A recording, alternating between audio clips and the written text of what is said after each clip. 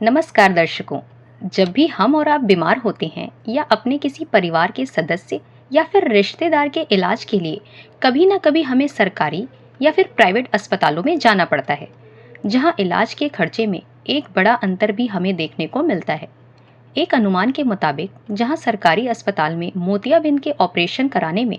एक आंख के लिए लगभग 10,000 रुपये तक का खर्च आ सकता है, तो वहीं निजी अस्पताल में यह खर्चा 30,000 रुपये से 1,40,000 रुपये तक जा सकता है। जिसे लेकर सुप्रीम कोर्ट में एक एनजीओ वयोवृद्ध मंच for transparency in public life ने अधिवक्ता दानिश जुबैर खान के माध्यम से एक जनहित याचिका दायर की थी, जिसमें केंद्र सरकार को यह निर्देश देने की मांग की गई थी कि वह क्लिनिकल स्थापना नियम 2012 के नियम 9 के अनुसार मरीजों से वसूली जाने वाली फीस की दर निर्धारित करे,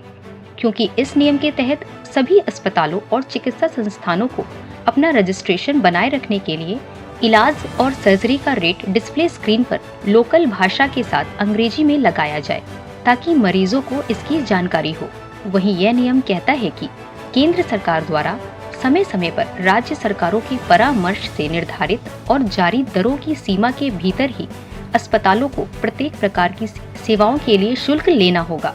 इस मामले की गंभीरता को लेते हुए सुप्रीम कोर्ट ने बीते मंगलवार 27 फरवरी को इस असमानता पर चिंता व्यक्त की और केंद्र सरकार को 14 साल पुराने कानून क्लिनिकल स्थापना नियम को लागू करने में नाकाम रहने के लिए फटकार लगाई। आपको बता दें, इस कानून के अनुसार राज्यों के साथ विचार विमर्श करके महानगरों, शहरों और कस्बों में इलाज और बीमारियों के इलाज के लिए एक मानक दर तय की जानी चाहिए थी,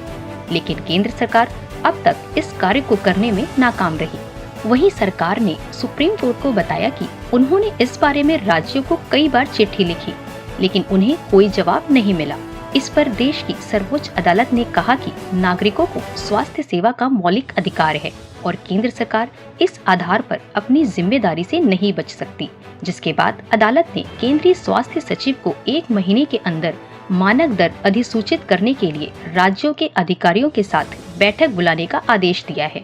साथ ही कोर्ट ने सरकार को साफ साफ कह दिया है कि यदि केंद्र सरकार इस मामले का हल खोजने में विफल रहती है, तो हम याचिकाकर्ता की सेंट्रल गवर्नमेंट हेल्थ स्कीम यानी CGHS की निर्धारित मानक दरों को लागू करने की याचिका पर विचार करेंगे। वहीं याचिकाकर्ता ने जस्टिस BR गवई और संदीप मेहता की पीठ को बताया कि